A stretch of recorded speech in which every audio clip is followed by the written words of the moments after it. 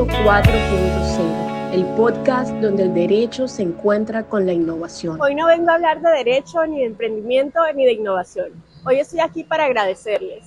Agradecer a cada uno de los invitados que se sentaron en nuestro escritorio para compartir su visión de futuro y sus experiencias. Y agradecer a todos los espectadores y a aquellas personas que compartieron nuestros episodios, comentaron y nos dieron likes. Gracias por esta temporada número 1. Y si te preguntas cómo se vivió esta temporada, míralo tú mismo.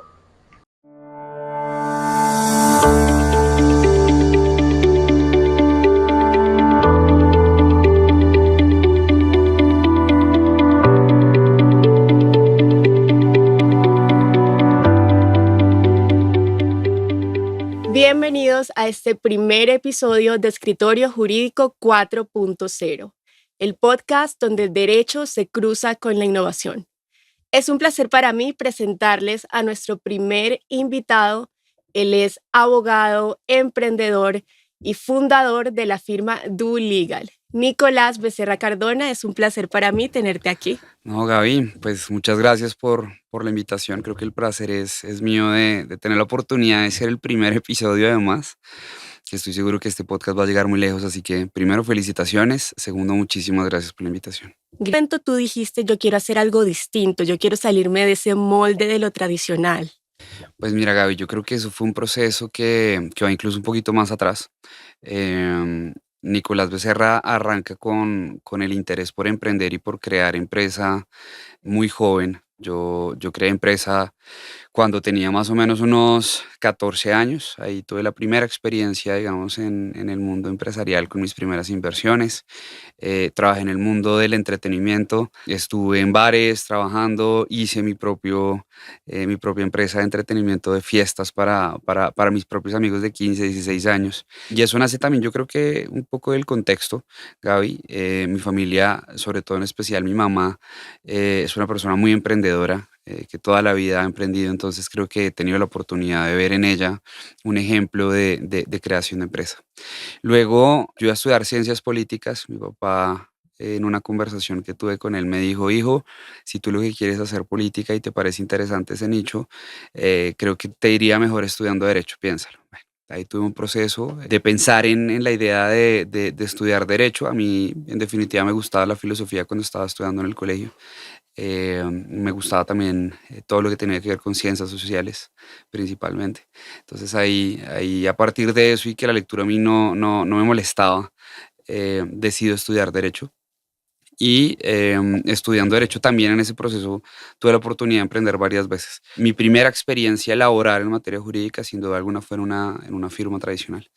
Mi práctica jurídica la hice en Dentons Cárdenas y Cárdenas, y a partir de ahí salía a PPU. Creo que esas dos experiencias tradicionales, junto con otra experiencia tradicional en una firma boutique, me dieron la oportunidad de ver cómo podemos mejorar la experiencia en los servicios legales, cómo podemos mejorar en especial la forma en la que se prestan los servicios en materia jurídica. Y obviamente nace, creo yo, también un poquito de la inconformidad, Gaby, Claro. que puede surgir al trabajar en una firma tan tradicional, de ver que haya ciertos elementos de las firmas tradicionales que a mí en particular no me gustaban, con los cuales yo no me sentía cómodo. Ella es Daniela Mesa Giraldo. Ella es abogada, emprendedora y experta en inteligencia artificial. Dani, muchas gracias por estar en este espacio. Gracias a ti, Gaby, por invitarme. Estoy emocionada, nerviosa también. Antes de meternos de lleno en el tema de la inteligencia artificial y del emprendimiento, cuéntanos un poquito de quién es Daniela. Bueno, Daniela está loca, no mentira. Pero sí creo que hay que estar un poco locos para estudiar Derecho, empezando por ahí. Pero bueno, yo soy una samaria que se crió en Barranquilla. Empecé a estudiar Derecho en el 2018. Empezamos nosotras, ¿cierto? Sí. Y bueno, el tiempo pasa demasiado rápido. A mí, a Daniela Mesa, le encanta bailar, le encanta leer, me fascina leer. Ahorita estoy leyendo un libro que se llama Tan poca vida. Es muy grande, Buenísimo. Y poca vida para leerlo, pero espectacular, buenísimo. Un drama, si te gusta llorar, léetelo. Y bueno, ¿qué más? Soy una hija única, amo a mis amigas, muy amiguera, amante de compartir con mis amigas, de tener estos espacios así, qué chévere que podamos estar nosotras aquí hablando de estos temas, más allá del derecho, es como de la vida, de nuestras profesiones. Y bueno, en este momento trabajo en la Superintendencia de Industria y Comercio. Ya por fin terminé mi maestría, ya voy a estar con mi maestría y mi especialización como en Derecho Comercial, básicamente en Derecho de la Empresa y de los Negocios. Vivo en Bogotá. Y bueno, estoy loca, como te digo, me encanta hacer de todo, estoy trabajando ahorita en la superintendencia, pero aparte también pues estoy con mi emprendimiento de las capacitaciones en inteligencia artificial, sigo teniendo vida, sigo compartiendo con mis amigos, antes vivía en la sabana, ya me mudé a Bogotá, dejé de viajar 4 horas al día y ahora ya tengo vida, tengo más vida y bueno, estoy contenta de estar acá. Dani, ¿cómo logras ese balance entre tu vida personal y tu vida profesional? Pues yo creo que los límites son importantes. Es decir, uno cuando se obsesiona con un tema, y ahí te puedo entender un poco me pasa mucho que cuando tengo un proyecto soy muy obsesiva. Además de estar loca, soy obsesiva. Entonces, cuando quiero lograr una cosa, como que trabajo bastante para hacerlo. Pero cuando ya empiezo, digamos, como a dormir menos, a compartir menos con mi familia, con mis amigos, intento como entrar en conciencia y decir, bueno, o sea, este proyecto es importante, tiene una prioridad, mi trabajo tiene una prioridad, pero mi familia también, mis amigos también. Entonces me pongo límites y me organizo. Justo hace poco hablaba con un amigo sobre este tema porque cambió de trabajo, ganó un concurso en la entidad y él va a ser juez. Entonces él en este momento se siente súper agobiado y me decía como que, ¿cómo voy a hacer? O sea, como que siento que tengo mucho que hacer y tú sabes que en la mente siempre todo es mucho más grande. O sea, como que si uno no lo aterriza, entonces uno se vuelve nada. Entonces, para mí la estrategia es todo. O sea, para mí en la vida todo es cuestión de método. Todo. Entonces, no soy cocinera, pero es como la receta, todo es cuestión de método. Entonces, para mí el tema de organizar mi tiempo, de ponerme tareas realizables.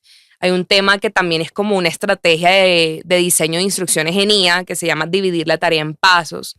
Y es que cuando tú tienes un plan demasiado grande, ¿sí? Quieres hacer un emprendimiento, tienes un trabajo que requiere de muchas actividades, tienes que dividir ese plan, tienes que dividir la tarea en pasos y tienes que organizarte y ponerte metas realizables, que eso nos cuesta un montón. Demasiado. Entonces uno es como, no, hoy yo voy a grabar 3 videos, empezando porque grabar 3 videos no es papitas, ¿no?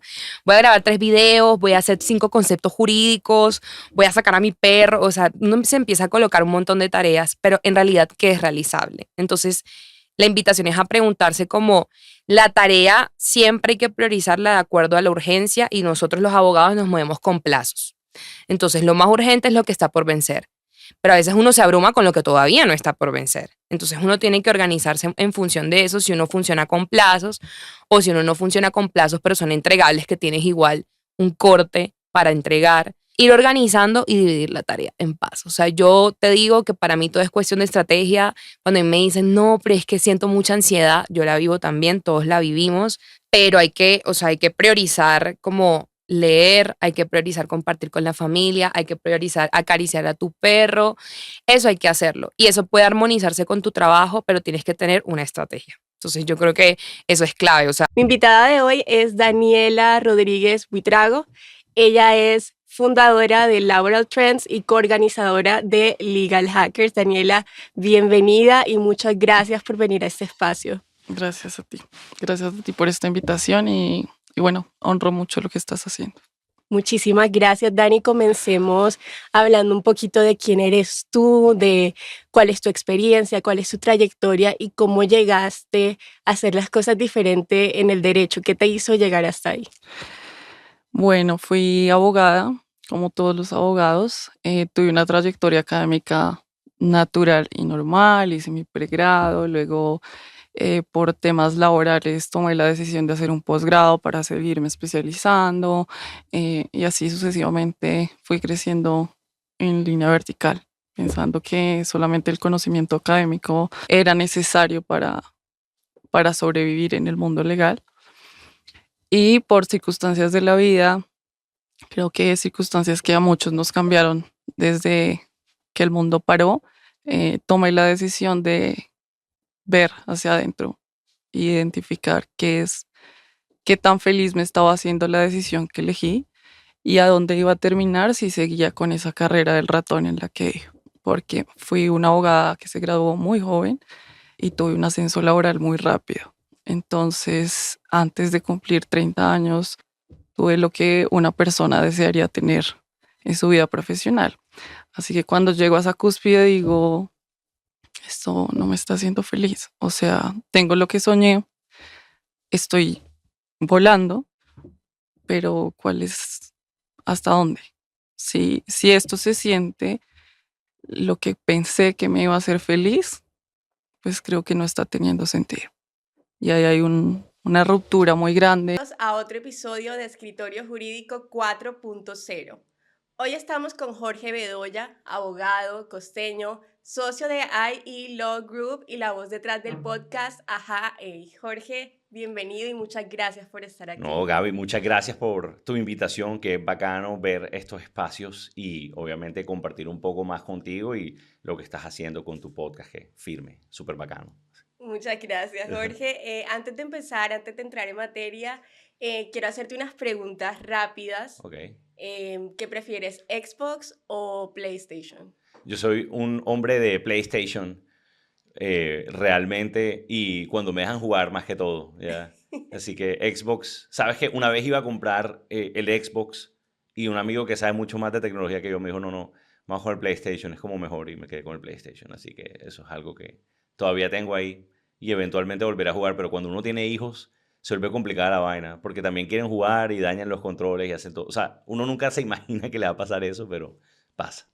Un videojuego que te haya marcado la The Last of Us, adolescencia. ya. La adolescencia, no. Ojalá hubiese sido así de O joven. la vida. La vida. No, yo creo que The Last of Us es el juego que más me ha gustado por todas las narrativas y todas las historias que trae.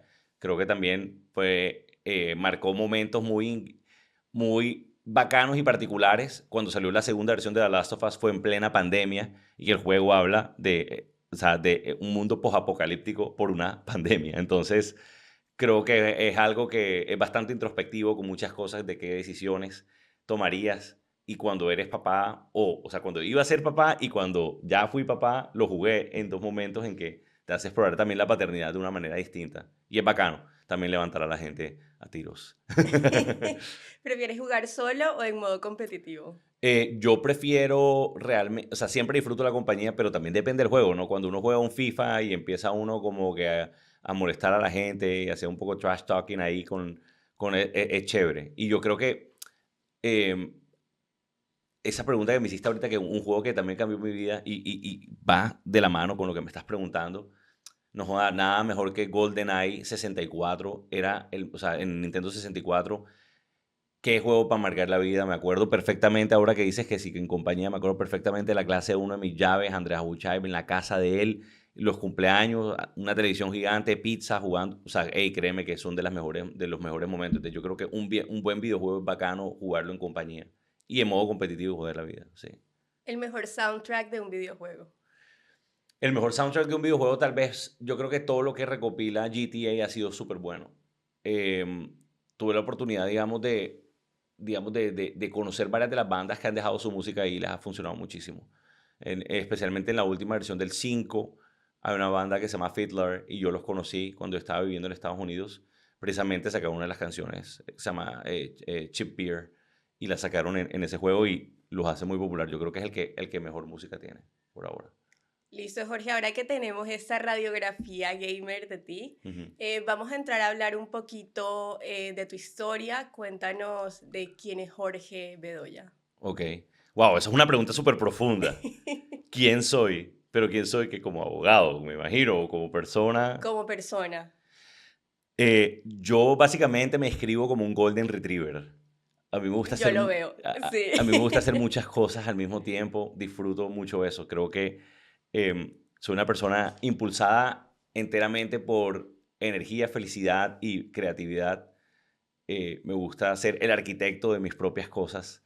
Creo que a lo largo de mi vida algo que me di cuenta era que si tú quieres hacer algo, a veces uno se llena de excusas para no hacerlo o quiere hacerlo en compañía de alguien y no siempre la vida te da las cartas como para que puedas crear eso que quieres o trabajar en eso que quieres porque te encontraste una oportunidad o porque te encontraste una persona que te guiara, sino que por el contrario te da las condiciones para que tú mismo seas valiente y la generes. Entonces yo soy esa persona, soy un conector nato, un creativo, me gusta digamos, perseguir cosas que aporten, que construyan, que me hagan feliz. Y por eso es que hago tanta vaina, por eso soy abogado, soy socio de una firma, me metí a trabajar en una industria como la de los videojuegos después de haber hecho un máster en Derecho Marítimo y haber trabajado mucho tiempo en Derecho Marítimo. O sea, hice una migración total, como que todo el mundo es como, ¿what? Ajá, y bueno, y por eso tengo mi podcast, por eso apoyo el podcast también de mi esposa, se llama Mamás en el Backstage, bueno, y mi podcast Ajá, para quienes no lo conocen. Y me gusta hacer muchas vainas. O sea, yo creo que es lo que más hago, así. Dentro de esas facetas que tiene Jorge, Ajá, está la faceta del podcaster. ¿Qué claro. te llevó a ti a crear Ajá y por qué Ajá? Yo creo que el ajá ahí es la manera más costeña que tú puedes saludar y es la forma como la gran mayoría de las personas a veces comienzan una conversación. Ajá, ¿y qué más? Que es la manera como digo, ajá, ¿y qué más? Es porque es la manera como yo siempre llamaba a la gente. Ya ahora lo he dejado de hacer porque todo el mundo, ajá, como si fuera el podcast, y yo no. Entonces, es la manera como más casual en la que tú abres una conversación y es el tipo de tono que quería llevar, digamos, o sentar al principio de una conversación cuando estoy tratando de conocer a alguien. Yo siento que la gente muchas veces juzga sin conocer y no se da la tarea de conocer quién es la persona detrás del personaje. O sea, el porqué de las cosas, pero también lo casual, o como le digo yo, lo hipercasual. En, durante la pandemia yo tuve un live que se llamaba De Todo y de Nada, y así iba a seguir, o sea, esa es la idea del podcast, donde quería simplemente hacerle... Escritorio Jurídico 4.0, el podcast donde el derecho se cruza con la innovación.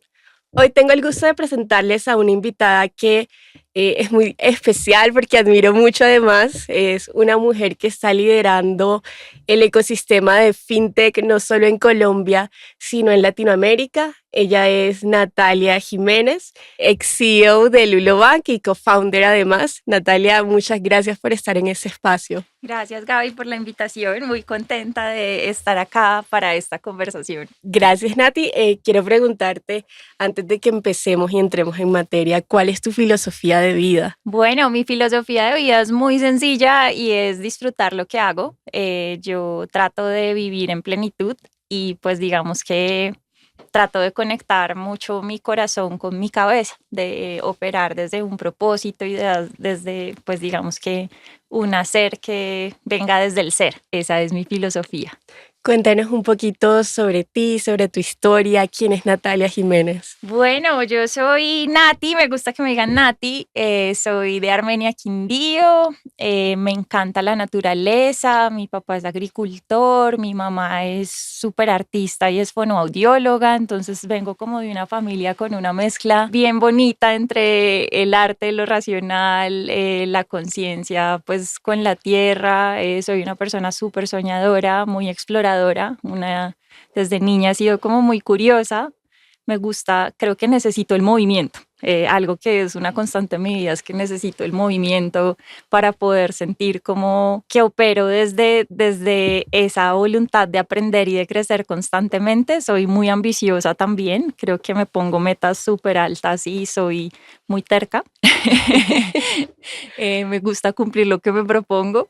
Y bueno, pues también disfruto mucho como de la gastronomía, de viajar, de observar cómo tomamos decisiones. Me gusta mucho lo social y creo que eso me llevó a estudiar relaciones internacionales, que es mi profesión, tratando de conectar como varias pasiones que tengo, como los viajes, descubrir otras culturas, entender como que el vehículo para poder aprender de mundos distintos pues al de uno, pues siempre han sido los idiomas. Cuando nosotros nos podemos comunicar con otros, podemos digamos que descubrir y conectar de una manera más profunda. Entonces como que elegí esa carrera con esa intención. Me gustan mucho los sistemas, el pensamiento sistémico y creo que pues eso me dio como esa estructura para poder entender que no estamos solos en el mundo, que todo está conectado y que hacemos parte de un sistema que tiene pues ciertas condiciones para podernos mover. Este boom brilla con luz propia. Hoy estamos con una persona cuya misión es convertir esta ciudad en la cuna de los próximos grandes fundadores. Él es Jesús Prieto, analista de datos, emprendedor y constructor de ecosistema. Jesús, muchas gracias por estar acá, bienvenido. Gaby, gracias a ti por tenerme en este espacio y por esa introducción que se escuchó súper también ahí. Nada, un gusto estar por acá y hablar también un poquito contigo de lo que estamos haciendo, claro que sí. Muchísimas gracias. Jesús, antes de que comencemos, yo quiero que te imagines que estamos en una reunión de Synergy. Ok. Que tú tomas una tarjeta y que esa tarjeta te dice quién es Jesús Prieto. ¿Tú qué responderías? Bueno, en este caso respondería, soy un apasionado por la tecnología, por la innovación, pero además por ayudar, ¿verdad? O co-crear. Soy muy, digamos, dado a hacer cosas en alianza, o sea, trabajar de manera recíproca. Entonces, creo que eso me define mucho. Me gusta, digamos, el tema de fortalecer o construir relaciones a largo plazo, no solamente alianzas temporales, ¿verdad? Eso me define mucho. Me gusta también el tema, por ejemplo, de leer un poco sobre lo que viene siendo productividad. Es otro de los tópicos que me llama la atención también. Y eso pues me llevó el tema de los datos y todo esto, puesto que para ser productivo tú tienes que comenzar a medirte. Entonces ahí comenzó como mi travesía también dentro de los datos.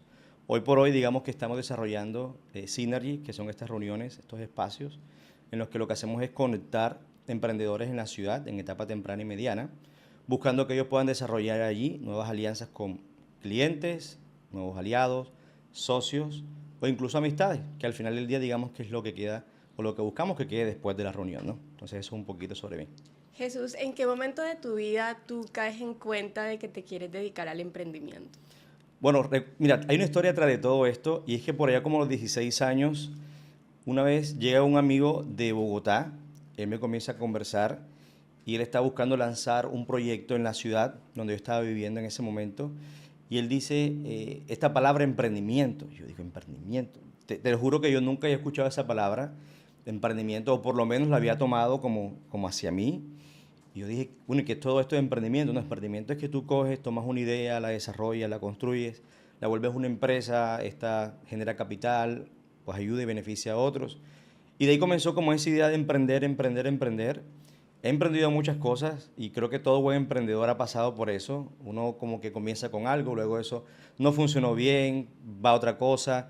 Y poco a poco, digamos que de la edad de 16 pues hasta ahora, que ya tengo 37, más o menos bastantico, ha pasado desde ese momento. Día con esto de J2 jurídico, estoy tratando de diferenciar los perfiles, ¿no? Una cosa es el John Morales que está en la casa con la familia, otra cosa es el John Morales Abogados y otro es J2. Es como algo así como Clark Kent y Superman, que no están los dos en el mismo lugar, pero son la misma persona. Entonces, justamente esa es una de las principales diferencias en cuanto a lo que soy.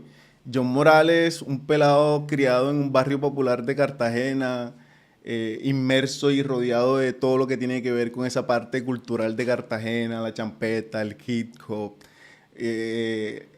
En esos contextos muy cotidianos y muy populares de Cartagena, justamente crecí. Un barrio que se inundaba, un barrio lleno de pandillas, un barrio con un sistema de transporte y de salud muy deficiente, pero bueno, afortunadamente la vida siempre fue cruzando las oportunidades y justamente hoy estamos aquí haciendo lo que hacemos. ¿Cuándo te diste cuenta que te querías dedicar al derecho? Terminé el colegio y quise como estudiar algo que estuviera más relacionado con mis pasiones. A mí de niño siempre me gustó la escritura, soy un apasionado de las letras.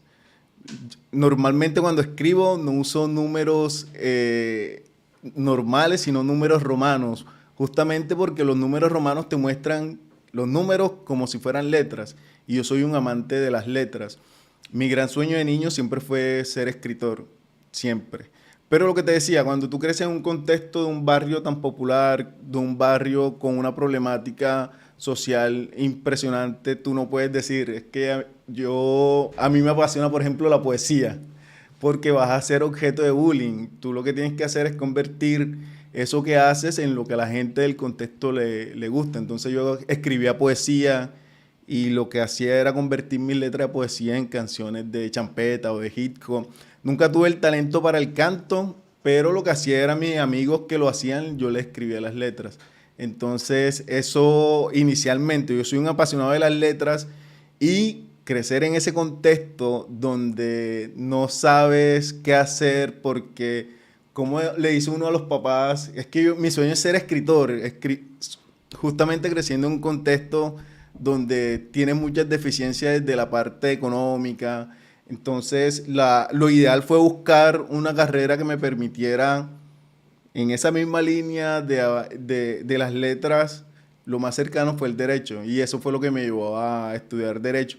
Al comienzo fue un conflicto muy profundo luego de la graduación, pero con el pasar de los tiempos o del tiempo fui amoldando y tratando de encontrar ese camino, y justamente, bueno, J2 creo que es la mejor expresión de lo que es el derecho con lo que a mí me gusta, un apasionado de las letras, y eso es lo que hacemos justamente en J2.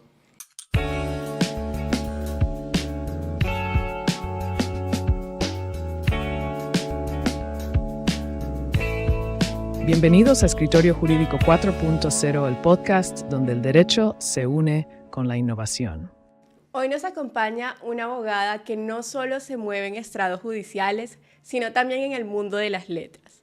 Ella es Laura Escolar, penalista, escritora y CEO de LEC Consultores. Laura, muchas gracias por venir a este espacio. Bienvenida. Muchas gracias, Gaby, a ti por la invitación. Realmente es todo un honor poder hacer parte de este podcast que estoy segura que va a modificar y a ampliar demasiado el mundo del derecho. Lau, antes de que empecemos, yo quiero hacerte unas preguntas rápidas. ¿Cuál es tu género literario favorito? Yo soy romántica empedernida, me fascina romance, me fascinan las novelas, me encanta, pero realmente tengo que admitir que últimamente estoy leyendo demasiados libros de crímenes. Me fascinan y creo que, bueno, va muy de la mano con todo el tema de mi profesión, entonces creo que me voy por ahí, me inclino por ahí. ¿Cuál es el tema de derecho penal que tú más disfrutas? Feminicidio. Es mi línea investigativa, realmente todo lo que tenga que ver con género es un tema que me apasiona profundamente. Creo que a pesar que es novedoso, tiene sus inicios hace miles de años, y creo que a pesar que hay muchas personas que hablan hoy día de eso, aún falta mucho reconocimiento y sobre todo que se riegue más todo el tema de ese conocimiento y que le llegue a muchas personas. ¿Cuál es el libro que más te ha marcado? El gran fracaso de la Fiscalía, 192 niños asesinados, es la historia de Garavito, cómo este hombre, por grandes fracasos del Estado, de las fallas estructurales, logró consumar tantos homicidios. Creo que ese es el más duro que he leído. ¿Tú prefieres audiencias de mañana o de tarde? Mañana, soy una persona 100% diurna. ¿Y cuál es el autor o la autora que tú más admiras? Yo, en este caso, creo que de autora, más que todo es investigadora, pero Diana Russell, la amo, creo que fue de las mujeres más emblemáticas en toda la línea de género y me parece espectacular cómo escribe, cómo hace transmitir el conocimiento, es espectacular. ¿Sí? Entonces, cuando surge la oportunidad, yo no lo iba a abrir en ese momento, en vía de volver a Bogotá, pero surge la oportunidad de hacer vodevil y dije, bueno, no, me quedo y echamos eso para adelante como sea. ¿Cómo ha sido el proceso? De pronto tuviste asesoría legal. Quiero preguntarte, ¿tú tienes socios o vodevil es solamente tuyo? Sí, tengo dos socias, una que se encarga de, tiene otros restaurantes, entonces tiene un bagaje, y otra socia que se encarga de lo visual, de los flyers, de las relaciones y eso. Vodevil empezó realmente como un proyecto de garaje, vamos a decirlo así. Entonces lo empezamos, tenía otros socios antes, unos grandes amigos, pero ellos se cansaron del trajín y del bolero. Es muy fuerte tener un bar de música en vivo, son 16 shows al mes, es una locura. Entonces estas socias le compraron a ellos y ha sido una reestructura siempre, porque claro, empezamos como 3 novatos simplemente soñando, y entonces en el proceso nos tocó instruirnos con todo, con lo legal, por ejemplo, que ha sido también todo un talón de Aquiles con la organización, ha sido aprender en el proceso. O sea, vodevil no solamente ha sido una gran parte de realización personal, pero también ha sido un crecimiento en todos los sentidos, como emprendedores, como artistas también, porque siento yo que el artista que soy antes y después del bar es otro completamente diferente. Y también a uno estirarse, porque siento que uno suele caer como en espacios de confort. Y un sitio como vodevil o emprender en general significa uno estirarse hasta donde más puede y decir, no puedo más, y cuando no puedes más, igual seguir dándole hasta... Y, ¿sí sabes? Porque es un sueño, los sueños son así, y nadie los va a cumplir por ti. Bienvenidos a un nuevo episodio de Escritorio Jurídico 4.0. Hoy celebramos nuestro episodio número 10 y queremos hacerlo con una conversación que transmite la misión de este espacio, que es conectar el derecho, la innovación y el emprendimiento. Por eso estamos con Roberto Chaín. Él es abogado, fundador de Chaín Consultores y cofundador de Blocana. Este episodio es una invitación a que sí se puede emprender en el derecho, sí se puede innovar y sí se pueden buscar nuevas formas de transmitir lo jurídico. Roberto, muchas gracias por estar aquí. Muchas gracias a ti, Gabriela. Hoy nos ponemos la 10 porque hoy es el episodio 10 y muy contento porque yo he visto varios de los capítulos de Escritorio Jurídico 4.0 y Let's Go está creando un espacio muy interesante. Y yo con Chaín Consultores me siento muy identificado con eso porque no queremos ver el derecho como algo inaccesible, como algo para enredar a la gente, sino que todos podemos gozar de los beneficios de un buen acompañamiento jurídico, como seguramente hace Let's Go, como tratamos de hacer en Chaín Consultores. Y qué bueno que este espacio trate de abarcar innovación, emprendimiento, derecho. Complacido de estar en Escritorio Jurídico 4.0. Muchísimas gracias, Roberto. Yo quiero que empecemos desde tu parte personal. Cuéntanos un poquito de quién es Roberto, de cómo llegó Roberto al derecho. Bueno, mi nombre es Roberto Chaín, yo soy samario, hincha del Junior, a pesar de que no soy hincha del Unión. Esposo, padre de 2 hermosos niños. ¿Cómo llego al derecho? Yo llegué por descarte.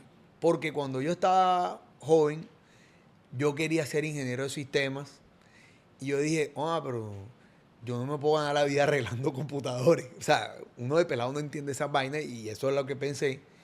Y yo dije, yo quiero cambiar el país, yo quiero ser presidente de la República. Ese era mi sueño. Pero como ser presidente me demandaba a mí una carrera política, le dije, bueno, me tengo que lanzar a concejal, me tengo que lanzar a alcalde.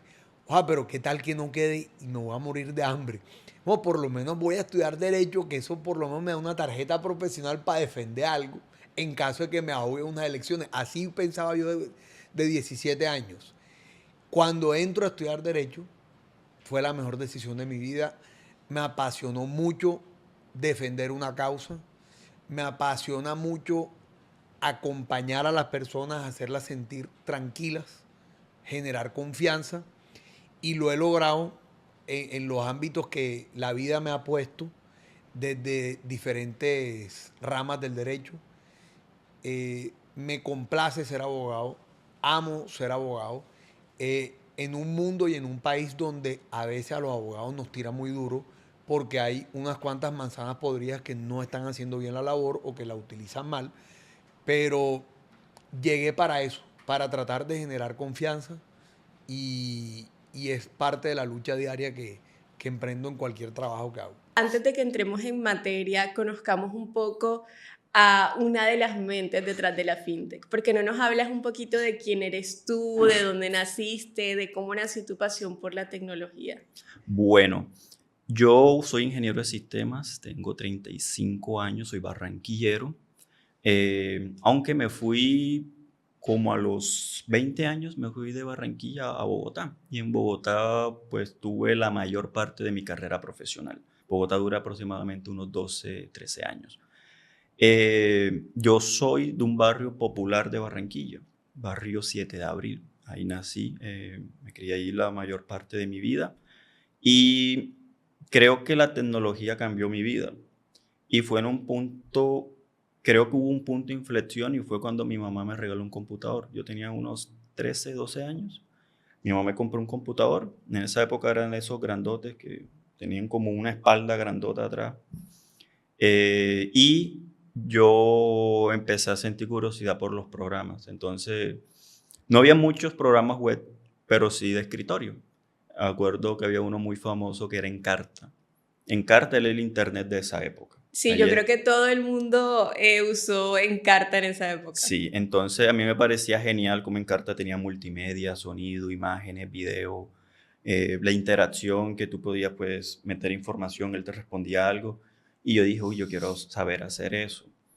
Y el internet de esa época era bastante básico, de hecho era por línea telefónica, era súper lento, no existía Google, yo me acuerdo que existía un navegador que se llama Altavista, bueno, se llamaba porque ya no existe, creo que era español.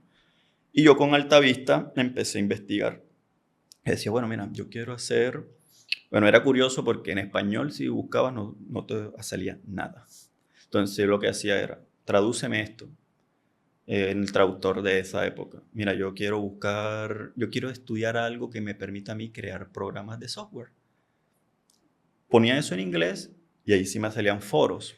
Y recuerdo un foro que una persona colombiana que vivía en Estados Unidos le contestaba a alguien, mira, esta carrera se llama ingeniería de software, pero en algunos países de América Latina se conoce como ingeniería de sistemas. Y yo con esa palabra empecé a buscar ingeniería de sistemas. Y me acuerdo que me salían en ese entonces como 3 páginas de universidades. Creo que fue de la Norte, la Autónoma y Simón Bolívar, si no me acuerdo. Y yo dije, ya yo sé lo que quiero estudiar. Igual me faltaban todavía muchos años para terminar el colegio, pero dije, esto es lo que yo quiero estudiar. ¿Cuántos años tenías cuando estabas buscando qué querías hacer? Tenía 13 años. Y lo curioso fue que yo era muy impaciente también. Y decía, bueno, yo quiero ya aprender. Y con el mismo internet empecé a buscar cómo programar. Y vi cursitos, en esa época estaba muy popular, quizás era lo único, PHP. Y ya cositas con JavaScript y HTML. Entonces, para cuando yo entro a la universidad, yo sabía programar. Ya yo sabía hacer una página web con un formulario que recibiera información y todo. Porque fue todo investigando. Y siempre creo que me he formado así, investigando por mi propia cuenta. Me gusta mucho. De hecho, yo aprendí inglés también así. Yo nunca he hecho un curso de inglés. Creo que lo aprendí en videojuegos y autodidacta. Y también arriesgándome a trabajar en una empresa donde se habla todo en inglés. Entonces me he formado gracias a la tecnología, creo que la tecnología cambió mi vida. Entonces digamos que yo tengo una relación muy estrecha con la tecnología. A veces siento que somos la misma cosa. Una situación y tú me dices la primera canción que se te venga a la mente. Ok. Una canción para cuando necesites motivación. Para cuando necesite motivación. I Like It Like That, de Pete Rodríguez. Súper. La tengo tatuada acá además. Una canción que te recuerda a Ana María. Puede ser como Canela en Rama del Canca, o puede ser alguna de Camilo como Media Luna, tal vez. Ok, una canción que describa tu vida actual. Mi vida actual, uy, pucha, esa está difícil. Could Heaven Ever Be Like This? Es una canción que varía muchísimo, dura un montón de tiempo y varía muchísimo durante toda la canción. Buenísima, escúchenla. Ya tenemos canciones para agregar a nuestras playlists. Por favor.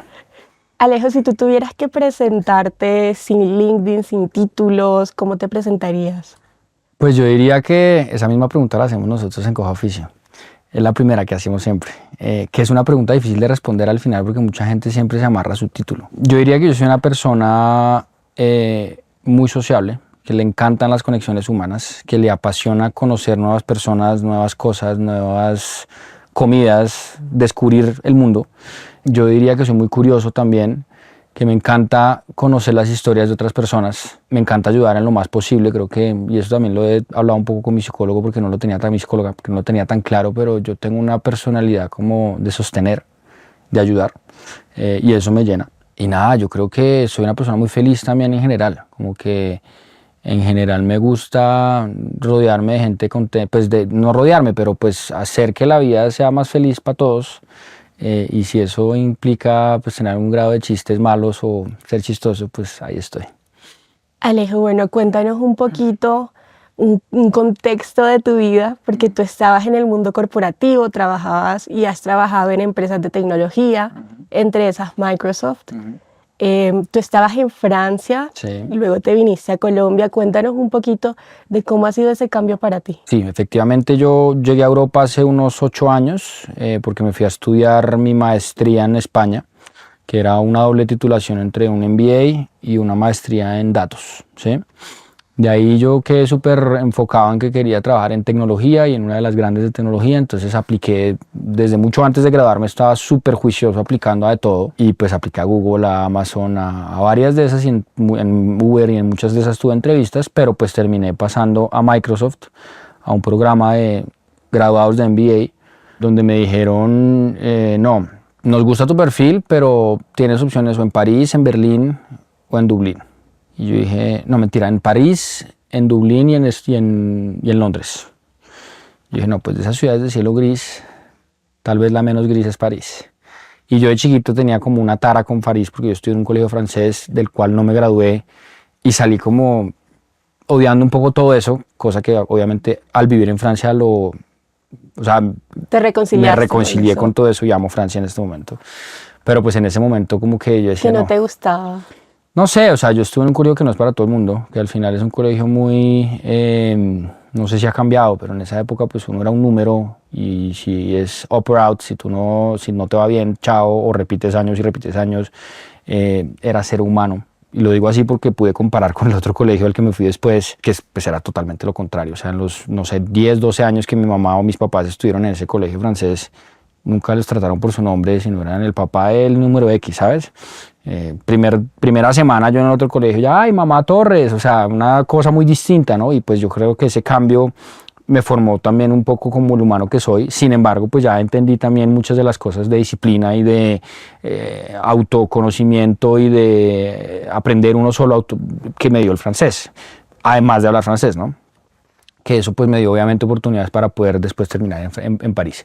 El caso es que me fueron a entrevistar, terminé trabajando en París, en Microsoft. 3 años trabajé allá en un rol como comercial para soluciones de data e inteligencia artificial para empresas de retail. Entonces yo manejaba empresas estratégicas como todas las empresas del grupo LVMH, Louis Vuitton y todas esas marcas de lujo, Carrefour, y otro grupo familiar muy grande que se llama el Grupo Milier, que son dueños de muchas marcas de retail también, como por ejemplo Decathlon o Alcampo, que conozcamos acá.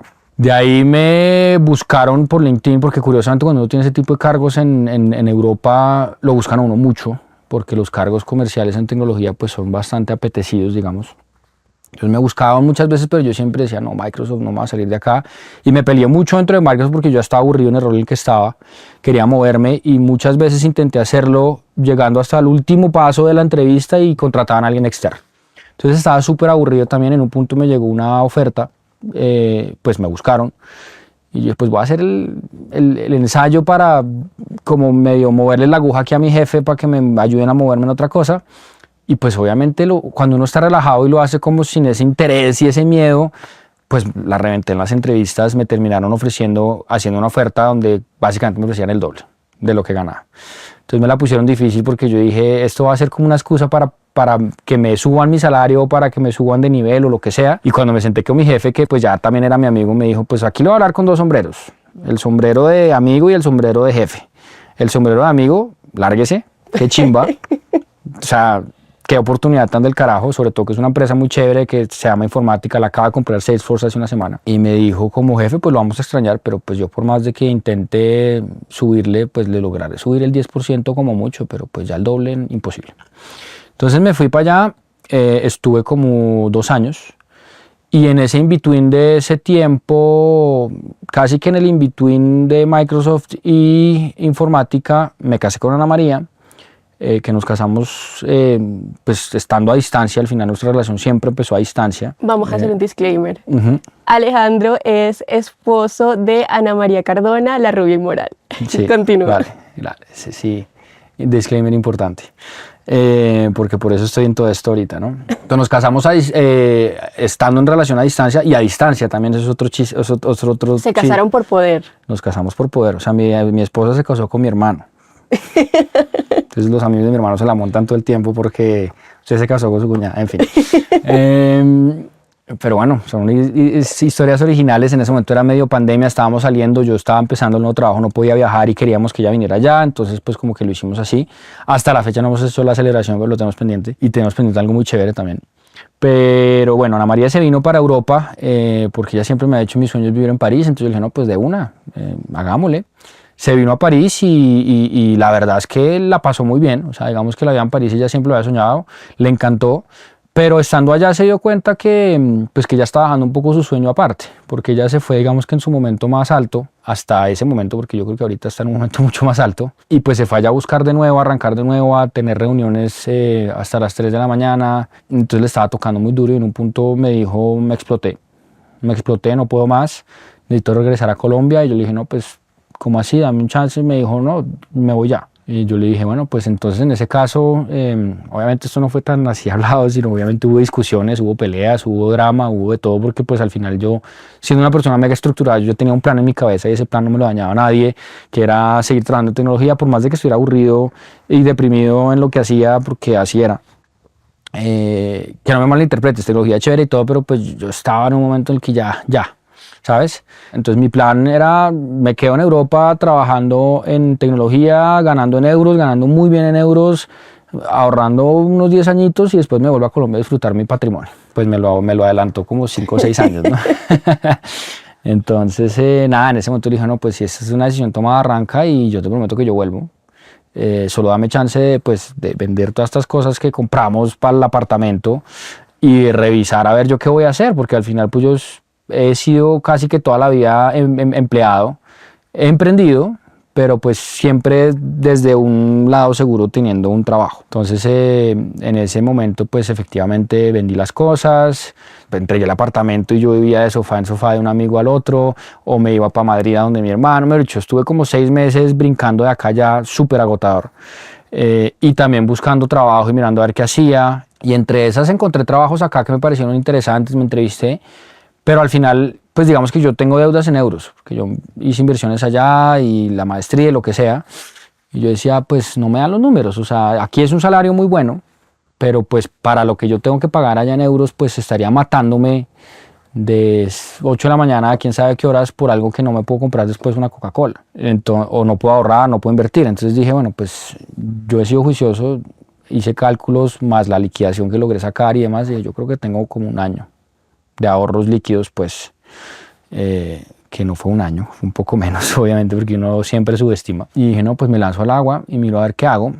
Obviamente, si miro a ver qué hago, pues también fue mucho impulsado por Ana María. Me dijo, tú sabes de muchos temas, te interesa enseñar, porque yo ya le había dado medio pinitos a ella, ayudándole en algunos cursos que ella hacía, hablando de mis temas, obviamente, de finanzas y de tecnología y lo que fuera. Y me había parecido chévere, porque yo siempre de niño había dicho, qué chimba cuando yo sea grande, que ya haga lo que sea que haga y sea un putas ¿puedo decir eso? Perdón. Sí. Sea un putas en la carrera que sea y ya me gradúe de esa carrera y diga, bueno, ahora me vuelvo al colegio o a la universidad a enseñar esto. Entonces me adelantó un poquito ese tema porque al final yo le empecé a enseñar un poco de cosas en los cursos que hacía Ana María hasta que empezamos a hacer cursos juntos, pero pues yo todavía no tenía redes yo, ni era su Alex de confianza, ni nada de ese estilo. Alejo, pero tú te viniste de Francia a Colombia y no tenías trabajo fijo. No, nada. No tenías nada. O sea, la idea era buscar y después dije, no voy a buscar más. Voy a probar esto que es, me voy a dar un año para entender qué es esto. Y ese año acaba de pasar hace 1 mes y medio, 2. ¿Y cómo te sientes estando en un mundo, bueno, tú estabas en lo corporativo, donde uno tiene métricas, pues tiene un salario, tiene una estabilidad? ¿Cómo te sientes ahora en este momento de tu vida siendo creador de contenido? Pues yo creo que hay muchos sentimientos. Un primer sentimiento es, nunca en la vida me imaginé estar haciendo esto. Yo digamos que súper honestamente veía a los creadores de contenido por debajo. La gran mayoría, ya obviamente, y porque tampoco consumía mucho esto, yo no era muy consumidor de redes sociales, incluso cuando empecé a salir con Ana María yo le decía, no me saques en tus redes, que a mí no me interesa ni que me vean la cara, ni que sepan absolutamente nada de mí, porque no los veía como bien y porque siento que todavía hay una gran mayoría de creadores de contenido que, perdón lo que voy a decir, pero pues es basura. Que no aportan mucho, pero también hay una gran cantidad de creadores de contenidos que aportan mucho y que tienen un propósito real. Y eso fue lo que yo empecé a ver desde lo que creaba Ana María como contenido. Yo sé que Ana María pues podrá ser muy polémica en muchas cosas y lo que sea, pero al final ha formado una comunidad a la cual le da mucho sustento. Ella habla de su salud mental con toda la transparencia del mundo, de los problemas que ha vivido, y eso le da un apoyo y un sentido de pertenencia a muchas mujeres que también viven lo mismo y lo han sentido. Y yo al empezar a leer mensajes como, gracias a tu mensaje no me maté, literalmente, pues eso yo digo, pucha, eso tiene un impacto bonito si uno sabe por dónde meterse. Y pues ahí fue cuando arranqué, a meterme con el tema de finanzas personales, que siento que es un tema de salud mental también importante, y eso me empezó a llenar muchísimo. Entonces empecé a explorar un poco el tema de creación de contenido. No soy únicamente una persona que habla de finanzas personales, porque pues como ya lo dijiste, me gustan muchas cosas.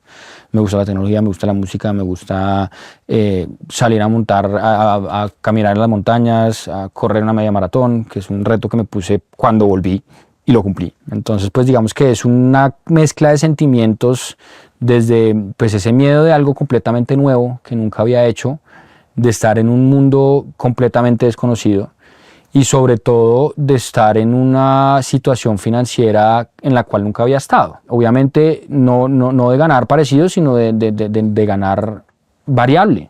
O sea, de no tener un seguro de que aquí me va a llegar mi salario y que este salario puedo invertir esto, puedo gastar esto, puedo mandar esto a tal cosa, que era algo que yo tenía muy estructurado en mi cabeza y en lo cual siempre fue muy juicioso. Pues ahorita no es así, ahorita yo tengo cero visibilidad de lo que se viene, porque pues también estoy empezando, ¿no?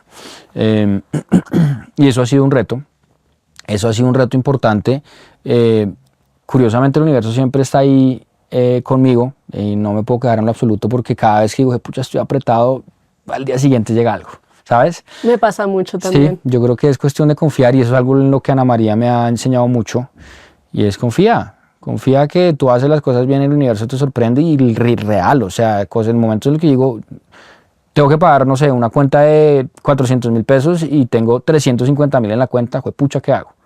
Y al segundo uno que digo eso, llega algo. O te buscan de alguna cosa, y sí, así estoy. Siento que todavía estoy en ese proceso de aprendizaje y de entender un poco hacia dónde me quiero enfocar más, pero pues digamos que ese era el propósito. Nunca me había dado el tiempo pues creo que es un lujo también que no todos se pueden dar, ¿no? De decir, date un año para picar acá y explorar. Totalmente. Y es lo que estoy haciendo, ya un poco más claro hacia dónde quiero ir, pero pues todavía súper abierto a escuchar cosas, a conectar con gente, que eso es algo también que es un sentimiento muy bacano, y es que esto te permite a ti conectar con un montón de gente que pues en otros momentos no hubiera pasado, ¿sabes? Entonces sí, eso es. Alejo, quiero que volvamos un poquito atrás, porque necesito preguntarte cómo se siente en un mundo donde usualmente pues la mujer es la que acompaña al esposo a seguir sus sueños. ¿Cómo te sientes tú como hombre al acompañar a tu esposa a mudarte de Francia, donde tenías un sueldo, donde tenías esa estabilidad, a regresar a Colombia y regresar sin nada? Pues sin nada no, porque regresé con ella. Yo creo que me siento bien, o sea, obviamente hay momentos donde dices, puta, ¿qué hice? ¿Qué estupidez? No por ella, sino por, pues, totalmente. En esos momentos que uno dice, no tengo plata, y en otra situación la tendría. Pero también digo, allá estaba aburrido, estaba deprimido, o sea, en mi trabajo, o sea, mi vida ya giraba en torno a cómo salgo más rápido del trabajo de 8 a 5 para poder dedicarme a hacer otras cosas que me gustan. Aquí, a ver, no voy a decir que todos los días estoy súper feliz, motivado, porque no, pero acá mal que bien la gran mayoría de las cosas que hago me las disfruto, y no siento que esté trabajando todo el tiempo, ¿sabes? Entonces, pues eso es algo, pero yo creo que el regresar acá, pues me siento bien, porque al final ella lo hizo primero, ¿sabes? O sea, y eso es una respuesta que te doy ahorita. Obviamente en el momento que tuvimos esa discusión yo decía, ¿por qué me está haciendo volverme? Y cagándose en mi sueño, lo que sea. Pues yo al final me cagué en el de ella al principio también. Si lo miro ahora en retrospectiva, pues a ver, tampoco fue así, porque ella dijo, mi sueño es vivir en París, pero pues al final ella sí dejó muchas cosas, sacrificó muchas cosas por venirse a París conmigo, y yo siento que esas son las parejas al final. O sea, yo creo que tenemos que quitarnos un poco esa etiqueta del hombre y la mujer. Hay momentos donde uno va a estar mejor que el otro y te jala, y hay otros donde el otro lo va a estar y te empuja. Lo importante es que uno esté alineado, y que seamos un equipo, y que sea claro que somos un equipo. Entonces yo creo que en ese orden de ideas pues me siento bien, me siento muy orgulloso de lo que ella está logrando, de lo que está haciendo, y yo creo que Pues soy de esos esposos mega orgullosos. Yo creo que a todo lo que ella está la acompaño, la llevo, le hago porras, porque sé que es una crack y me siento muy orgulloso. Entonces, pues no, yo me siento feliz. Dentro de todas esas facetas que tienes y esas cosas que te gusta hacer, tú tienes Coja Oficio Podcast. Cuéntame cómo nació esa idea. Ustedes lanzaron, bueno, tú lo lanzaste con 2 amigos en 2024. Sí. ¿Cómo te sientes? ¿Cómo nació esa idea? Chévere. ¿Por qué entrevistar a personas sobre su oficio? Es una historia muy bacana porque cuando todavía Ana María y yo estábamos en relación a distancia, una vez Ana María me quiso organizar como una fiesta sorpresa y Santiago, mi amigo, que es mi amigo desde muy chiquitos, era el encargado de sacarme de la casa y distraerme, ¿no? Entonces un día me dijo, oiga, Santiago tiene una historia muy bonita y es que Santiago también cambió su vida radicalmente. Él trabajaba en el mundo corporativo, trabajó en Procter & Gamble, en Rappi, y después dijo, saben que yo estoy desapasionado por la joyería. Se fue a estudiar joyería y orfebrería y un montón de cosas más relacionadas con todas estas artes y empezó a ser joyero y herrero. Entonces un día me dijo, camine al taller, que yo no lo, porque como yo vivía en Francia, entonces pues yo no, cuando venía eran unas agendas súper ocupadas de ver a tíos, prima, familia, lo que fuera, amigos. Y me dijo, camine al taller, que le quiero mostrar mi taller 1 y quiero enseñarle a hacer un anillo. Y yo, uy, qué chimba de plan. Pues, o sea, uno nunca se imagina lo que son los oficios de otras personas. Y yo, como te digo, yo soy mega curioso y digo, y eso viene también desde antes, que una vez un amigo me tocó curiosamente, el hermano de un amigo en un avión, y era el piloto. Entonces me llevó a la cabina adelante en la mitad del aterrizaje y yo decía, pucha, esto es un mundo totalmente distinto. O sea, uno no se dimensiona lo que es ver un avión aterrizando desde la cabina.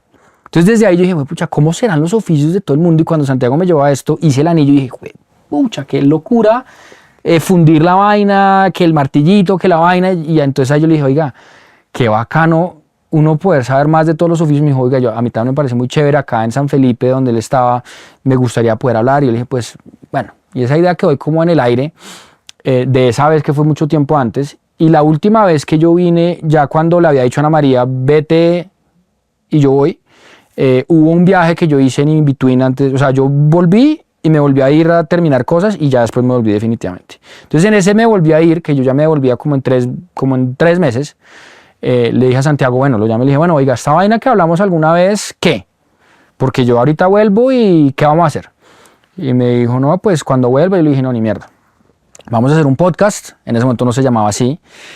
Vamos a hacer un podcast y vamos a empezar a buscar gente porque queremos entender los oficios de la gente, que es súper apasionante saber lo que hace la gente, porque mucha gente no sabe el trabajo y el sudor que tienen muchas cosas que otros hacen, y sobre todo conocer historias y sentarnos a conversar con la gente. Los dos dijimos, bueno, de una. Le dije, pero si lo vamos a hacer, lo hacemos ya. Yo me voy pasado mañana, busquemos a alguien mañana. Me dijo, pero pues ¿cómo vamos a grabar? Yo no sé qué. En esas aparece Camilo, que pues es muy amigo de Ana María, que pues también es amigo nuestro, que sabíamos que él era un crack con todo este tema, pues él estudió cine y demás. Le dijimos, Cami, te tenemos esta propuesta. Cami dijo, no, me parece súper cool. Y arrancamos. Entonces arrancamos, el primer invitado fue Santiago.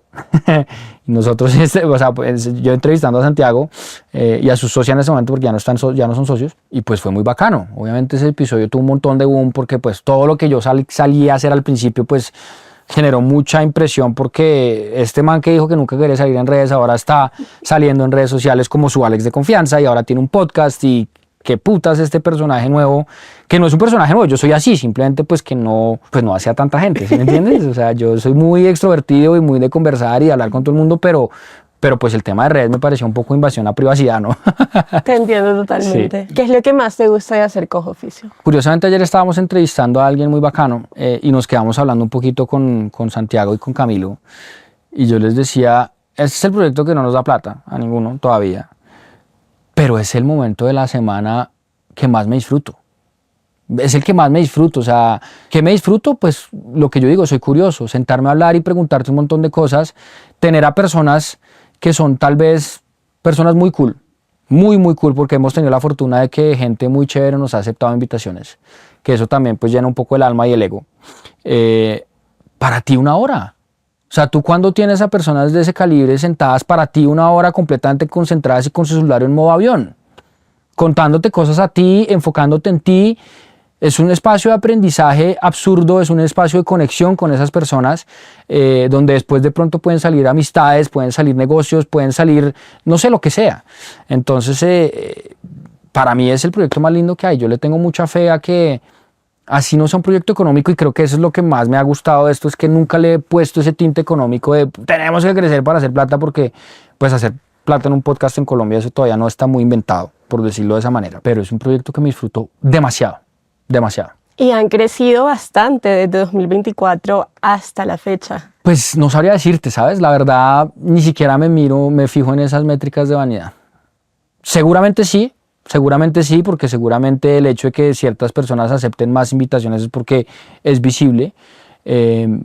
Pero yo, Alejandro, no sé si el resto del equipo me va a regañar, pero yo no me fijo tanto en eso, ¿sabes? Sé que ellos sí, un poco más, pero yo la verdad lo hago porque me gusta mucho. O sea, yo no sé cuántos views tenemos, no tengo ni idea.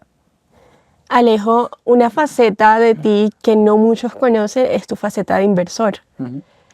Cuéntanos si actualmente estás invirtiendo en algún proyecto. Bueno, pues a ver, ¿sabes en qué estoy invirtiendo actualmente? En aprender muchas cosas, que eso es una inversión también, de las que más retornan además. Entonces está aprendiendo mucho más de tecnología y de nuevas tecnologías, que esto cambia todo el día. Le he tomado un poquito de tiempo también a aprender de edición de videos, que me han enseñado un amigo por ahí que se llama Luca, me ha enseñado mucho. Luca Short, que es un creador de contenido, un crack. Digamos que invertimos con Ana María, pues la única inversión como real que hemos hecho este año ha sido una fracción en una casa en la playa que queda cerca a donde eres tú, que es en Salinas del Rey, en Santa Verónica, que es un tipo de inversión muy interesante, porque al final pues es un modelo donde tú pues inviertes en un pedazo de una casa, en un quinto, digamos, de una casa, en escrituras, tú eres dueño de esa casa, y lo puedes disfrutar un quinto del tiempo del año, que es perfecto para una casa de verano, porque al final uno va a estar yendo todo el tiempo. Entonces, pues en el momento que no estás, tienen toda una estructura donde ellos mismos lo alquilan, y eso es como una cosa, un círculo interesante donde tus propios alquileres te pagan tus estadías cuando vayas, ¿no? Entonces esa es como la única inversión que hemos hecho, porque a mí me encanta el kitesurf y a ese lugar es chévere para hacer eso. Pero el resto no, estoy rehaciendo mi fondo de emergencia. ¿En qué te fijas al momento de invertir en algo? Pues es que la verdad yo he tenido la fortuna de ser muy curioso en este mundo de inversiones, y he invertido en un montón de tipos de activos. Entonces desde inmobiliarios, desde arte, y no arte el que compro yo acá físico, sino comprar partes de cuadros de millones de dólares y uno ser dueño de un pedacito de ese cuadro. En Europa también hay un montón de vehículos de inversión interesantísimos. Pero pues yo creo que uno tiene que ir haciéndolo paso a paso, ¿no? O sea, tú primero tienes que, y eso es, digamos, lo que yo trato de enseñar a la gente, es tú no trates de lanzarte a invertir en startups, que eso es un riesgo, el hijo de madre, eso es un casino, que lo hago y me encanta, es lo que más me gusta, pero es un riesgo tenaz, porque una startup tiene todos los chances de fracasar y muy poquitos de crecer, pero si crece y le va bien, eso es un multiplicador gigante. ¿En qué te fijas al momento de invertir en una startup, por ejemplo? En el equipo. En el equipo la idea no es realmente tan importante, pero pues tiene que ser algo que por lo menos me entienda, ¿no? También depende de la etapa en la que esté la startup, ¿no? Si es una startup que realmente está arrancando en una presentación, es en el equipo y en su capacidad de responder y de soñar con un problema, de estar enamorados de un problema, de que quieren resolver un problema. Ya más adelante, si tú coges una startup un poquito más adelante, pues es mirar métricas. A mí me gusta mirar métricas de crecimiento, métricas sobre todo de que sus unit economics sean positivos, o sea, que no sean empresas que estén quemando plata como locas, sino que tengan algo pues no diría yo de utilidad ya, pero por lo menos que vayan cerca hacia una utilidad. Pero yo diría que principalmente me enamoro del equipo que está detrás. Alejo, no estoy muy estructurado tampoco a la hora de invertir en startups, porque al final uno está invirtiendo en algo que en un riesgo. En algo que no existe, ¿sí me entiendes? Cerremos este capítulo con algunos tips. Ya con todo esto que nos has contado, yo creo que podrías darnos a la audiencia algunos tips, por ejemplo, en temas de finanzas personales y en temas de finanzas en pareja. ¿Cómo lo manejas tú, por ejemplo, y qué recomiendas? Ese tema de finanzas en pareja es todo un tema con Ana María, porque somos dos personas muy distintas. Entonces hemos intentado muchas cosas. Bueno, ya les cuento lo que hacemos, pero en finanzas en general yo creo que la gente tiene que empezar a quitarse el miedo de hablar de plata y de hablar de plata consigo mismo, de mirar sus extractos y de entender en qué se le va la plata. Eso no es un tema de culpa, sino es un tema de control y de saber hacia dónde vas, de tomar decisiones inteligentes. El mirar y el hacer un presupuesto no es limitarte, sino es decidir inteligentemente hacia dónde quieres que vaya tu plata. Yo no te estoy diciendo que no te tomes los 10 cafés de Starbucks como muchos dicen por ahí. Si eso es lo que a ti te apasiona y te encanta, hazlo. Pero en qué otras cosas puedes de pronto no hacer ese gasto. Entonces yo creo que primero, o sea, el flujo, digamos, de información que yo le doy a la gente cuando hago mis cursos o lo que intento enseñarles es, entiende un poco de dónde vienen tus creencias de la plata. Y para eso es echarte para atrás y ver lo que tú escuchabas en tu casa, lo que decían tus papás, lo que decían tus abuelos, los silencios que ocurrían por temas de plata, porque son temas, o sea, el mayor índice de divorcios del mundo es por temas de plata. Entonces sí es un tema de salud mental. Y yo no sé esta cifra, pero me atrevería a decir que también mucha gente se suicida por este tema, ¿no? Entonces yo creo que es tratar de entender que la plata no son números, sino que la plata también son emociones reales, y es irte para atrás y entender, oye, ¿de dónde vienen esas emociones y esos comportamientos que yo tengo con la plata? Vienen desde que yo crecí en un hogar con escasez o crecí en un hogar donde había un montón de abundancia, y eso hace que yo me comporte de esta manera con la plata hoy en día. Eso hace que yo tenga unos guiones que se han escrito automáticamente en mi cabeza por lo que yo escuché, por lo que yo vi, por lo que yo viví de niño, como todo lo que somos en todos los aspectos de nuestra vida, lo que escuchamos y vivimos de niños, pero es actual en este momento, los puedo reescribir, puedo tener una manera distinta de relacionarme con la plata. Entonces es una primera foto que es muy interesante, que es mucho lo que estoy escribiendo en el libro que estoy escribiendo. Analízate primero de dónde vienen esos comportamientos y ya después hablemos de números. Y cuando hablemos de números trátate con calma, o sea, al final si estás arrancando, estás tomando un primer paso. Y yo les digo una cosa, yo cuando llegué a Francia tenía la cuenta en menos 400 euros, porque me faltaban 400 euros para pagar la renta del mes siguiente. A ver, que yo tengo la fortuna de crecer en un hogar con muchos privilegios y que si yo levantaba la mano seguramente me ayudaban, pero pues no lo hice, ¿sabes? En ese momento no lo hice, y porque sabía que ya me llegaba mi salario en ese mes, pero llegué en menos 400 y en 5 años logré hacer un montón de cosas que a mí mismo me sorprenden a nivel de mi patrimonio, y es porque es tener constancia. Entonces no es que no tengo, es arrancar de a poquito, y si puedes invertir 10.000, que sean 10.000, o sea, no importa, el tema es generar unos hábitos, porque al final hay una frase muy bonita de un libro que se llama Atomic Habits, que dice que si tú mejoras un 1% cada día, al final vas a ser 37 veces mejor en un año. Eso suena 1% y dicen, no, pero ¿para qué me esfuerzo por un 1%? Pues si tú lo compones en el tiempo, son 37 veces mejor. Entonces ahí la invitación es, haz un 1% cada día o un 0,5% cada día, lo que sea, pero haz un poquito cada día, y entiende un poquito mejor cómo manejas tu plata. Haz un presupuesto de la manera que se te acomode, no todo tiene que ser exacto en un Excel, trata de organizarlo en unos sobres digitales o haz ese famoso presupuesto 50-30-20. Hay muchas maneras de presupuestarte y no tiene que ser todo una matemática, y eso te da un montón de libertad. Ahorita tengo, por ejemplo, una persona a la que le estoy dando asesorías personalizadas y me dijo, pucha, yo le tenía tanto miedo al presupuesto, y ahorita que lo estamos haciendo de esta manera me ha generado tanta libertad darme cuenta que yo no gasto tanto en lo que yo pensaba que gastaba. Como que ella tenía una idea de que se gastaba un montón de plata, y al final dijo, pucha, yo la verdad es que soy juiciosa, ¿sabes? Entonces también eso es como un reconforto interesante. Después de eso yo diría que otro consejo muy importante es arma tu fondo de emergencia, que a mí me gusta llamarlo fondo de vete a la mierda. Vete a la mierda porque tú a veces vas a querer mandar a la mierda a una pareja, vas a querer mandar a la mierda a un jefe, vas a querer mandar a la mierda a alguna situación, y es importante que tengas en qué caerte cuando quieras tener ese colchón, que ese era ese fondo que yo tenía de un año que les di hace un rato, ¿no? A mí me hicieron mandar a la mierda a mi trabajo, me hicieron, que agradezco porque estoy muy contento de lo que está pasando ahora, y pues ese era mi fondo de vete a la mierda, ¿sabes? Que si no lo hubiera tenido, pues este paso y este año de exploración no hubiera sido tan fácil. Entonces, enfóquense en llenar un poco ese fondo, y ya después enfóquense en buscar invertir.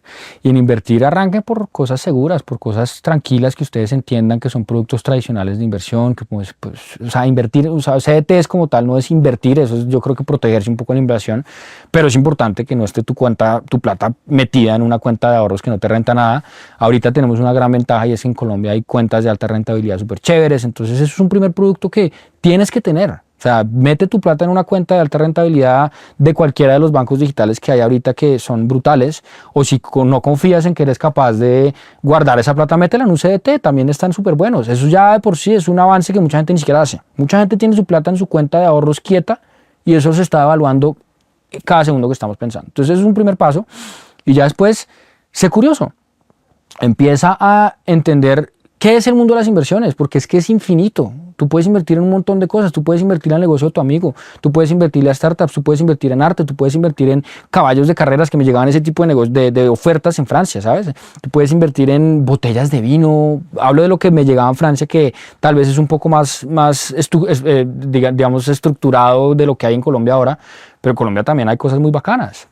En finca raíz. Entonces, interésate de entender un poco el mundo de las inversiones, de las cosas que te gustan y empieza a ver cómo puedes invertir en cosas que tú conozcas. Tú seguramente trabajas en algún trabajo específico, hay algo que puedes hacer de inversión en eso que haces tú, que tú conoces y entiendes. Siempre invierte en algo que entiendas. No inviertas en criptos porque es la moda, sino si vas a invertir en criptos, entiende un poquito, porque es un mundo que para allá vamos, eso sí no me cabe duda. No me cabe duda, pero pues es un mundo complejo. Y no te creas tampoco, eso yo creo que es el más importante, no te creas toda esa gente que te dice que te vas a hacer rico de un día para otro o de aquí a 3 meses. Hay demasiados cursos en Instagram que te dicen que te vas a volver rico en 20 días. Eso generalmente suele ser mierda. No hay... El 99,9% de las veces. Y he caído en huevonadas de esas. Para que yo creo que crean, todos. Sí, claro.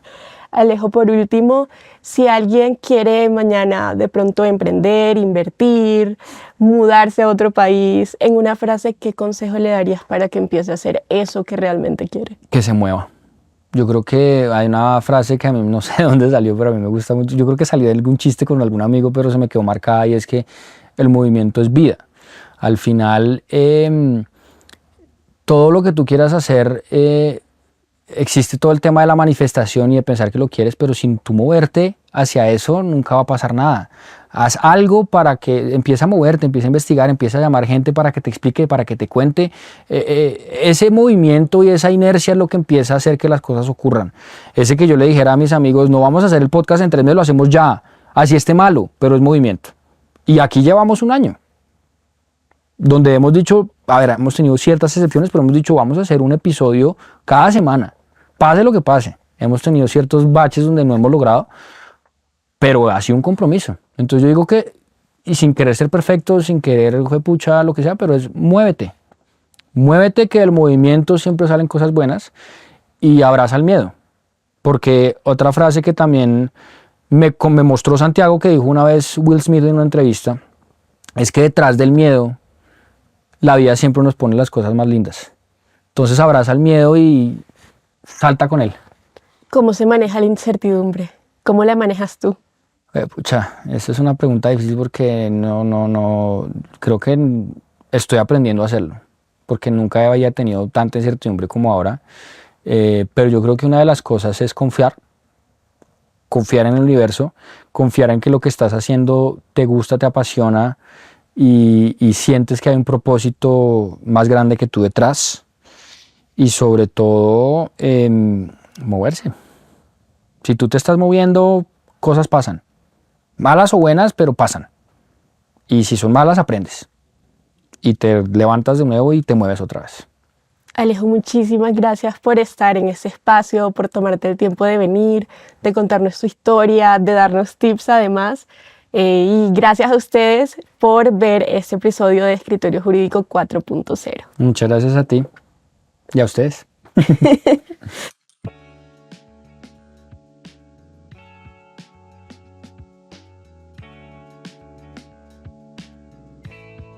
Bienvenidos a Escritorio Jurídico 4.0, el podcast donde el derecho se une con la innovación.